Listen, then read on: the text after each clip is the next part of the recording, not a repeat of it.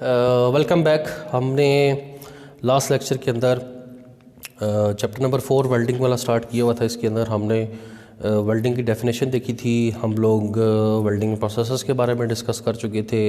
Welding की जो दो टाइप्स थी वो हमने डिस्कस की थी, प्रेशर वेल्डिंग और इसी तरह से आपकी फ्यूजन वेल्डिंग। आज इस लेक्चर के अंदर हम ये देखेंगे कि एप्लीकेशन ऑफ वेल्डिंग क्या होती हैं, वेल्डिंग के इस्तेमालात कहाँ कहाँ पर हैं।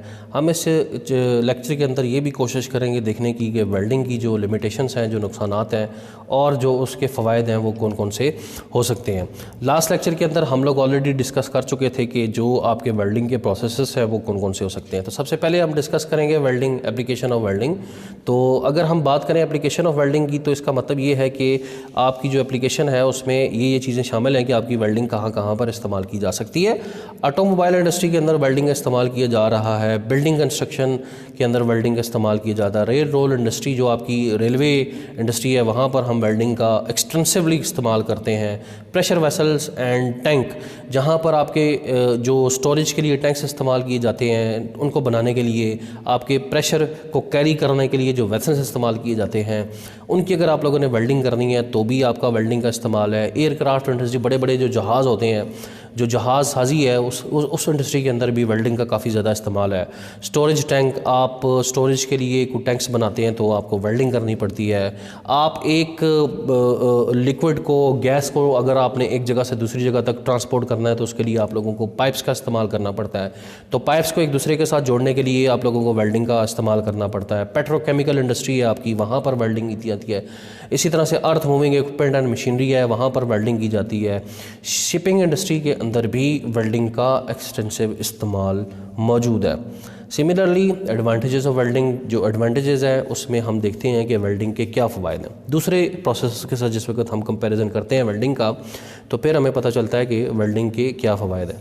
Welding joint is stronger as base metal. अगर आप अच्छे तरीके से वेल्डिंग करें, अगर आप प्रॉपर स्टैंडर्ड्स को फॉलो करते हुए वेल्डिंग करें तो ये चीज़ गारंटी है कि आपका जो वेल्ड बीड है या जो वेल्डेड जॉइंट है वो बेस मेटल की स्ट्रेंथ से ज़्यादा स्ट्रेंथ रखता होगा। इसका मतलब ये होगा कि जब भी आप उसके ऊपर लोड अप्लाई करेंगे, एक पीस जिसको आपने वेल्ड किया है उसके ऊपर जिस वक्त एप्लीकेशन अप्लाई की है, अप्लाई करने के बाद जिस वक्त उसके ऊपर लोड पड़ा है तो आपका वेल्ड वाली जगह से पीस नहीं टूटेगा, बल्कि कहाँ से टूटेगा? बेस मेटल से टूटेगा। दैट्स मीन्स कि आपकी जो वेल्डिंग थी वो परफेक्ट थी और इसी वजह से उसकी जो स्ट्रेंथ है वो बेस मेटल की स्ट्रेंथ से अच्छी है। तो ये बड़ा फ़ायदा है इसका। Machining is possible on welding joints such as grinding, शेपरिंग etcetera.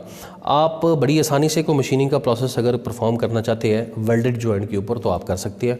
आपको किसी किस्म की कोई रिस्ट्रिक्शन मौजूद नहीं है। अदरवाइज़ कुछ दूसरे प्रोसेसेस हैं जैसा कि रिवेटिंग है। अगर आप रिवेटिंग का प्रोसेस इस्तेमाल करते हुए दो पीसेस को एक दूसरे के साथ जोड़ते हैं तो फिर आप लोग जिस जगह पर रिवेटिंग की होती है उस जगह पर कोई मशीनिंग प्रोसेस नहीं कर सकते हैं। वेल्डिंग का जो प्रोसेस है ये आपको एंटरटेन करता है कि आप जिस जगह पर वेल्डिंग कर चुके हैं उस जगह पर अगर मशीनिंग का प्रोसेस करना चाह रहे हैं तो आप कर सकते हैं। कौन कौन से मशीनिंग प्रोसेस? आप ग्राइंडिंग करना चाहते हैं, आप उसकी शेपिंग करना चाहते हैं, शेपरिंग करना चाहते हैं, कोई और मशीनिंग का प्रोसेस आप करना चाहते हैं, उसकी सर्फेसिंग करना चाहते हैं, बड़ी आसानी से आप उस जगह से सारे के सारे मशीनिंग प्रोसेस कर सकते हैं। अदरवाइज़ जो दूसरे वेल्डिंग के प्रोसेस या वेल्डिंग से हट कर दूसरे जो प्रोसेस हैं उसमें कुछ ना कुछ किसी हद तक लिमिटेशन मौजूद रहती है। Welding joint efficiency up to 100%। Welding joint की जो एफिशिएंसी होती है वो तकरीबन 100% होती है। अप्रॉक्सी appearance of welding joint is very good. आप वेल्डिंग करने के बाद उस जगह जिस जगह पर वेल्डिंग की को देखें तो बड़ी अच्छी और बड़ी पुरकशिश वो नज़र आती है। तो जो वेल्डिंग की अपीयरेंस है वो काफ़ी अच्छी है। Alteration and amendment is possible in existing structure used by welding joints. Welding joint का इस्तेमाल करते हुए बने बनाए स्ट्रक्चर के अंदर किसी किस्म की कुछ चेंजेस लाना चाहते हैं आप ला सकते हैं। उसके अंदर को अल्ट्रेशन करना चाहते हैं आप कर सकते हैं। कोई तब्दीली आप उसके अंदर चाहते हैं तो बड़ी आसानी के साथ उसको काटें, काटने के बाद उसको अंदर तब्दीली लेकर आएँ और उसके बाद उसको आप वेल्डिंग के ज़रिए जोड़ दें। A large number of similar and dissimilar metal can be easily welded. मतलब वैरायटी आपके पास मौजूद है। आप एक मेटल को दूसरी मेटल के साथ, जबकि दो सेम मेटल्स को भी जोड़ सकते हैं, दो डिफरेंट मेटल हैं उनको भी वेल्डिंग प्रोसेस के साथ आसानी के साथ जोड़ा जा सकता है। Welding joints are light in wait. जो जॉइंट आप लगाते हैं اس کا بہت زیادہ وزن نہیں ہوتا، جبکہ نٹ اور بولٹ لگانے کے لیے آپ کو اگر زیادہ اسٹرینتھ ریکوائر ہے تو پھر زیادہ نٹ اور بولٹس کا استعمال کرنا پڑے گا. جب زیادہ نٹ اور بولٹس کا استعمال کریں گے تو وہ جو جوائنٹ ہوگا اس کا وزن کافی زیادہ بڑھ جائے گا. اس چیز سے اوور کم کرنے کے لیے اگر آپ اس جگہ پر ویلڈنگ پرفارم کرتے ہیں، اس کا جوائنٹ بھی اسٹرینتھ بھی زیادہ ہے جبکہ اس کا وزن بھی کافی زیادہ کم ہوتا ہے. ویلڈنگ از پرماننٹ جوائنٹ، چونکہ آپ اچھی طرح سے جانتے ہیں کہ جس وقت آپ ویلڈنگ کر لیتے ہیں آپ اس کو کھولنا چاہے تو آپ اس کو کھول نہیں سکتے ہیں. تو سو وی کین سے کہ جو ویلڈنگ کا پروسیس ہے وچ از پرماننٹ جوائننگ پروسیس. جہاں پر ہم نے اتنے زیادہ ویلڈنگ کے فوائد دیکھے ہیں، اس کے ایڈوانٹیجز دیکھے ہیں، اس کی اپلیکیشنز دیکھی ہیں، کسی نہ کسی حد تک اس کی کچھ نہ کچھ لمیٹیشنز بھی موجود ہیں جو کہ ہمیں روکتی ہیں کہ ہم ویلڈنگ کا پروسیس استعمال نہ کریں. لیکن اس کے باوجود انڈسٹری کے اندر آج بھی سب سے زیادہ ویلڈنگ کا استعمال کیا جاتا ہے. جس وقت آپ چاہتے ہیں کہ دو پیسز کو آپ جوڑیں تو سب سے پہلی جو پریفرنس ہوتی ہے وہ ہمیشہ ویلڈنگ پروسیس کی ہوتی ہے. وہ ہم ڈسکس کر چکے ہیں کہ اس کے پیچھے کیا ریزن ہے. سب سے بڑی ریزن کہ جو ویلڈنگ کا جوائنٹ ہوتا ہے اس کی strength as compare to other جو جوائننگ پروسیسز ہیں کافی زیادہ ہوتی ہے. اس کے باوجود کچھ لمیٹیشنز ہیں، ہم ان کو ون بائی ون ڈسکس کرتے ہیں کہ ایسی کون سی لمیٹیشنز ہیں.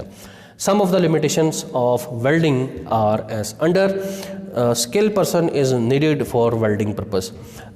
آپ نٹ بولٹ اور سکریو کو ٹائٹ کرنے کا جوائننگ جو پروسیس ہے اس کی بات کریں تو کسی قسم کی کوئی آپ لوگوں کو اسکل ریکوائر نہیں ہے. ایک نان اسکلڈ جو پرسن ہے وہ بھی سکریو کی مدد سے جوائنٹ لگا سکتا ہے، نٹ بولٹ کا استعمال کرتے ہوئے جوائنٹ لگا سکتا ہے. لیکن جو ویلڈنگ کا پروسیس ہے اس کو سیکھے بغیر، ایک اچھا ویلڈر بنے بغیر آپ پراپر ویلڈنگ نہیں کر سکتے. تو وی کین سے کہ یہ ایک اس کا لمیٹیشن ہے، اس کی ایک رکاوٹ ہے.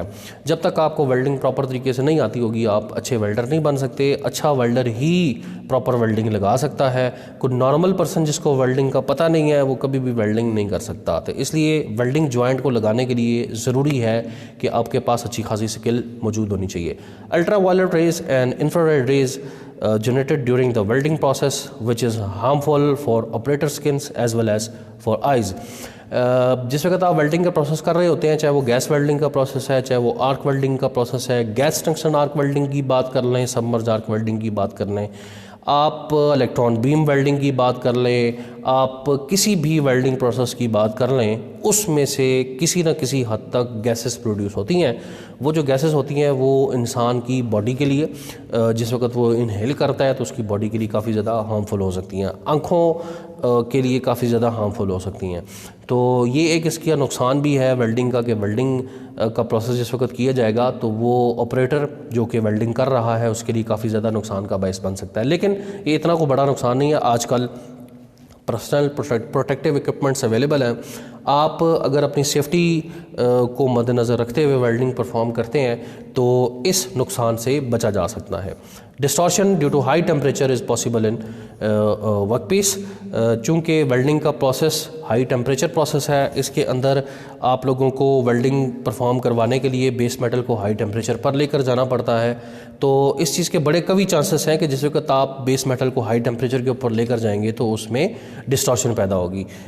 Thermal stresses develop in workpiece. heat treatment process is required to relieve the thermal stresses. جس طرح سے آپ بیس میٹل کو گرم کرتے ہیں، گرم کرنے کے بعد آپ اس کو ٹھنڈا کرتے ہیں، تو اس جو سائیکل جس کی میں بات کر رہا ہوں، گرم کرنا اور پھر دوبارہ سے اس کو ٹھنڈا کرنا، اس سائیکل کے نتیجے میں کسی حد تک تھرمل اسٹریسز بیس میٹل کے اندر رہ جاتی ہیں جو کہ بعد ازاں ڈیفیکٹ کا باعث بنتی ہیں، اور ہمیشہ جو ورک پیس ہے انڈر اپلیکیشن ڈیفیکٹ والی جگہ سے ٹوٹ پھوٹ کا شکار ہو جاتا ہے. تو وی کین سے کہ جو آپ کا ویلڈنگ کا پروسیس ہے اس کے ذریعے جس وقت آپ ویلڈنگ کرتے ہیں اور گرم کرتے ہیں اور دوبارہ سے اس کو جب ٹھنڈا کرتے ہیں تو تھرمل اسٹریسز آپ کی بیس میٹل کے اندر موجود رہ جاتی ہیں. ان اسٹریسز کا ایک جگہ پر نقصان ہے، لیکن ہم ان اسٹریسز سے کسی دوسرے پروسیس کا استعمال کرتے ہوئے بچ سکتے ہیں. کون سا پروسیس ہے؟ Which was known as heat treatment کا پروسیس. ہیٹ ٹریٹمنٹ پروسیس کے ذریعے ہم لوگ ان اسٹریسز سے چھٹکارا حاصل کر سکتے ہیں. جس وقت ہم ویلڈنگ کرنے کے بعد ورک پیسز کی ہیٹ ٹریٹمنٹ کر لیتے ہیں تو وہ جو ہیٹ ٹریٹمنٹ ہے وہ ہمیں آنے والی جو اسٹریسز ہیں یا آئی ہوئی جو اسٹریسز ہیں ان سے کافی حد تک چھٹکارا دے دیتی ہیں. تو یہ کچھ اس کی لمیٹیشنز تھیں، لیکن ہم نے دیکھا کہ جو ویلڈنگ کے فوائد ہیں یا اس کی جو اپلیکیشنس ہیں وہ کافی زیادہ بہتر ہے ایز کمپیئر ٹو جو اس کی لمیٹیشن ہے. اگر ہم لمیٹیشن کی بات کریں تو بہت زیادہ کوئی ہم نے دیکھا کہ اتنی کوئی ہارڈ قسم کی لمیٹیشن نہیں ہے. ہر جو لمیٹیشن ہے اس کا کوئی نہ کوئی سدے باب ہمارے پاس موجود ہے. ہم اس سدے باب کا استعمال کرتے ہوئے ہم ویلڈنگ پروسیس کے اڈاپٹ کرتے ہیں. انڈسٹری کے اندر بھی جہاں پر بہت بڑی بڑی ویلڈنگ کو پرفارم کیا جاتا ہے وہاں پر بھی ان پرابلمس کو فیس کیا جاتا ہے. ان پرابلمس کو فیس کرنے کے لیے کافی ساری ان کے پاس آپشنس اویلیبل ہیں.